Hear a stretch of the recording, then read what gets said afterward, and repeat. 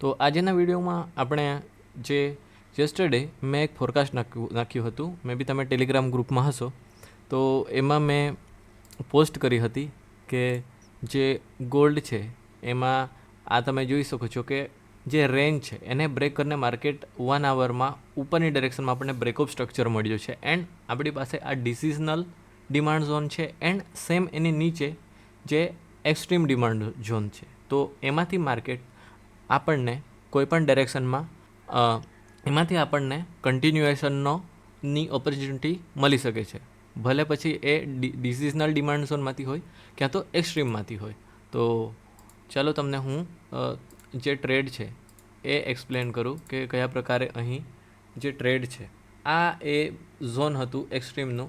તમે અહીં જોશો તો માર્કેટે અહીંથી કોઈપણ પ્રકારનું રિએક્શન આપ્યું ન હતું. સો આપણે શું કરી શકીએ કે તમને મેં કીધું જ હતું કે જ્યારે માર્કેટ આવી રીતે રિટ્રેસ કરતું હોય તો તમે રિટ્રેસમેન્ટને ટ્રેડ કરી શકો છો. મીન્સ કે મેં તમને ઘણીવાર કીધું છે કે આપણે ફક્ત આમાંથી ટ્રેડ લઈ નહીં શકીએ, પરંતુ જ્યારે માર્કેટ આમાં આવે તો લોઅર ટાઈમ ફ્રેમમાં જઈને આને ટ્રેડ કરી શકીએ. તો એવો જ મેં એક ટ્રેડ લીધો હતો. એ તમને હું એક નહીં, એકચ્યુઅલીમાં 2 ટ્રેડ લીધા હતા. અહીં તમે જોશો તો માર્કેટ અહીં જે રિટ્રેસમેન્ટ માટે આ થોડું કન્સોલિડેટ કરી રહ્યું હતું એન્ડ પછી નીચેની ડિરેક્શનમાં આપણને આ મૂવ આપ્યા હતા. તો સેમ આ ભાગમાંથી જે આપણી જે લાઈવ સ્ટ્રીમ છે એમાં આપણે એક ટ્રેડ લીધો હતો. આ આપણું સપ્લાય ઝોન છે અને હું જલ્દીમાં થોડું કવર કરતો છું, તો તમે થોડું ધ્યાન આપજો. અહીં જે ઇમ્બેલેન્સ છે એમાંથી માર્કેટે રિએક્ટ કરેલું છે એન્ડ પછી નીચેની ડિરેક્શનમાં કન્ટિન્યુ કરેલું છે. તો આપણો જે ટ્રેડ હતો તે આની આજુબાજુ હતો એન્ડ એક બીજો જે ટ્રેડ હતો એ અહીં લીધેલો હતો એન્ડ ખૂબ જ નાની લોટ સાઇઝનો ઉપયોગ કરીને એ ટ્રેડ લીધેલો હતો. તો અહીં તમને હું બતાવું કે આ આપણું ઝોન છે.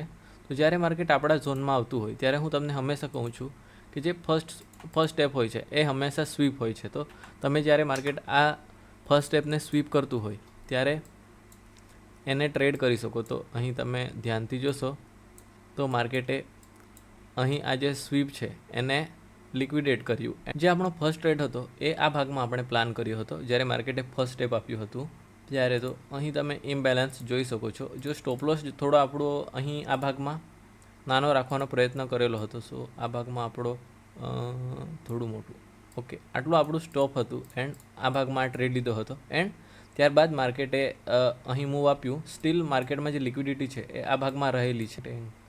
ઇન્સ્ટાગ્રામ પર તમે ફોલો કરતા હશો તો આ ટ્રેડ આપણો લાઈવ સ્ટ્રીમમાં લીધેલો એ હતો એન્ડ ત્યારબાદ આ ટ્રેડ જ્યારે માર્કેટ ટ્રેસ કરી રહ્યું એ ઝોનમાંથી લિક્વિડિટી સ્વીપ કરીને નીચે જઈ રહ્યું હતું ત્યારે આ ટ્રેડ લીધો હતો. તો અહીં જે ફ્લિપ થયું, માર્કેટે જે સ્વીપ કરી એના પછી માર્કેટ અહીં તમે જે વસ્તુ બનતી છે એને ધ્યાનથી જોશો તો તમને જે આપણે ટ્રેડ લીધેલો એના વિશે તમને આઈડિયા આવી જશે. આ ભાગમાં તમે જોશો તો આ આપણું 1 મિનિટનું ડિમાન્ડ ઝોન છે એન્ડ એમાંથી માર્કેટે રિએક્ટ કર્યું એન્ડ ત્યારબાદ કન્ટિન્યુએશન વાળો આપણને એક ટ્રેડ આપ્યો જે આપણે મિસ કરી દીધો હતો. આ ટ્રેડ આપણે લીધો ન હતો, બટ અહીંયાથી આ પ્રકારનો ટ્રેડ પોસિબલ છે. તમે આને આ લો સુધી પણ ખેંચી શકતા હતા. પછી માર્કેટે શું કર્યું, તો આપણે ફોમોમાં આવીને આ ભાગમાં કોઈ એન્ટ્રી લેવાની જગ્યાએ થોડા હાયર ટાઈમ ફ્રેમમાં શિફ્ટ થઈ ગયા એન્ડ હાયર ટાઈમ ફ્રેમમાં શિફ્ટ થવાથી શું થશે કે તમે જોશો કે માર્કેટે ઘણી વખત આ ભાગમાં કન્સોલિડેશન કર્યું એન્ડ પછી માર્કેટે અહીં આ ઉપર આવ્યું એન્ડ જે આપણું આ ઝોન હતું આની અંદર આપણને જે એન્ટ્રી છે એ આપી. હવે તમે જોશો તો આ વીક આપણું ઘણું લાંબુ છે એન્ડ હંમેશા યાદ રાખો કે આવા જે લોંગ વીક હોય છે એ કન્ટિન્યુએશનની નિશાની હોય છે. સો માર્કેટે જ્યારે આપણને આવી રીતે મૂવ આપ્યું એન્ડ માર્કેટે આમાં રિટ્રેસ કર્યું તો ફરી આપણે જે 1 મિનિટ છે એમાં જતા રહ્યા. અહીં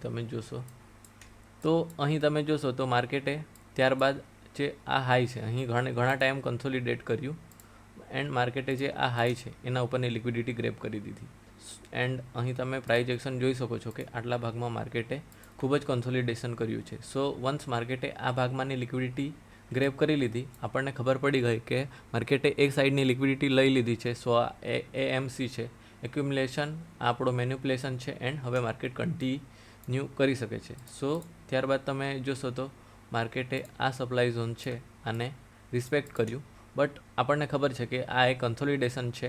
સો માર્કેટ અહીંથી પણ કન્ટિન્યુ કરી શકે છે. સો આપણે જે આપણો ટ્રેડ છે એ અહીં નહીં લીધો. તમે જોશો તો માર્કેટે આ ભાગમાંથી રિએક્ટ કર્યું, ત્યારબાદ માર્કેટે અહીં તમે જોશો તો આ